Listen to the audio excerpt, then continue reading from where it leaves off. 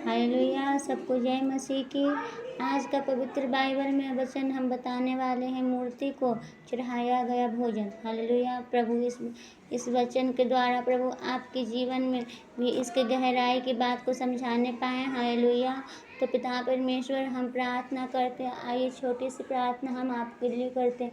प्रभु जी, हम धन्यवाद करते पिता परमेश्वर, आपने हमें इतने अच्छा मौका दिया, सुंदर समय दिया प्रभु, इसके लिए धन्यवाद करते पिता परमेश्वर। हम प्रार्थना करते हैं इस यूट्यूब में जितने जुड़े हुए लोग हैं प्रभु, जो इस वचन को देख रहे प्रभु, उन लोगों के जीवन में पिता परमेश्वर जितनी भी कष्ट, जितनी भी दिक्कत है प्रभु, सारे दूर होने पाए पिता परमेश्वर। हालेलुया। प्रभु इस वचन के द्वारा प्रभु हमने पिता परमेश्वर आप इन लोगों को बताने पाए प्रभु जी।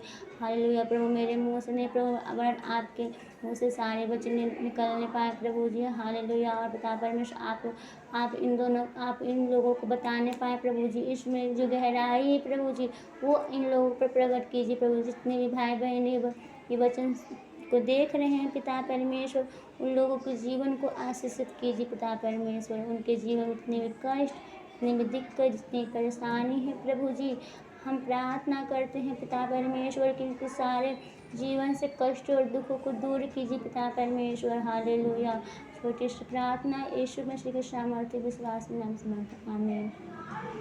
तो चलिए आज के वचन में हम प्रार्थना किए प्रभु आप लोग को आशीषित करें। और हम चलते आज के वचन में हम बताते हैं कि मूर्तियों को चढ़ाया गया भोजन क्या हम खा सकते हैं, उसे शुद्ध करके क्या हम खा सकते हैं या नहीं खा सकते। तो चलिए प्रभु हमें क्या बताते हैं। हालेलुया। चलिए तो मूर्ति को चढ़ाया गया भोजन।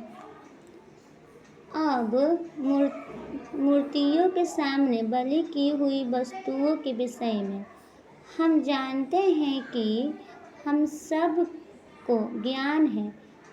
ज्ञान घमंड उत्पन्न करता है, परंतु प्रेम से उन्नति होती है। यदि कोई समझे कि मैं कुछ जानता हूँ, तो जैसा जानना चाहिए वैसा अब तक नहीं जानता। परंतु यदि कोई परमेश्वर से प्रेम रखता है, तो परमेश्वर उसे पहचानता है।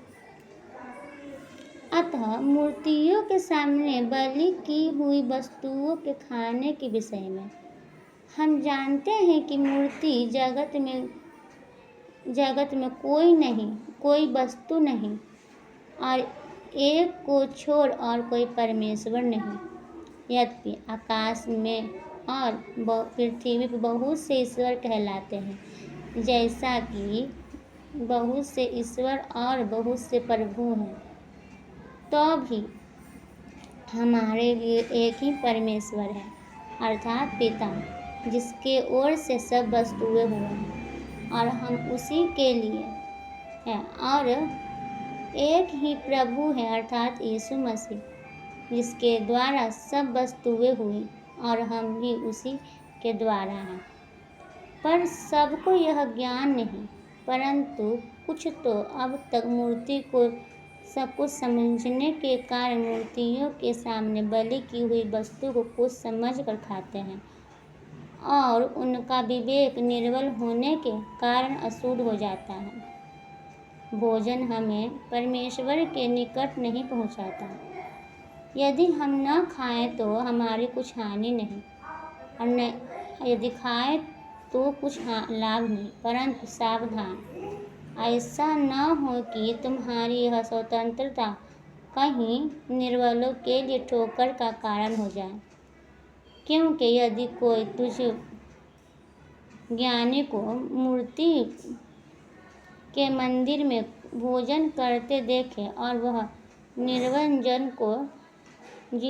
जन हो, तो क्या उनके विवेक को मूर्ति के सामने बलि की हुई वस्तु खाने का साहस न हो जाएगा। इसी रीति से तेरे ज्ञान के कारण वह निर्बल भाई, जिसके लिए मसीह मरा, नष्ट हो जाएगा।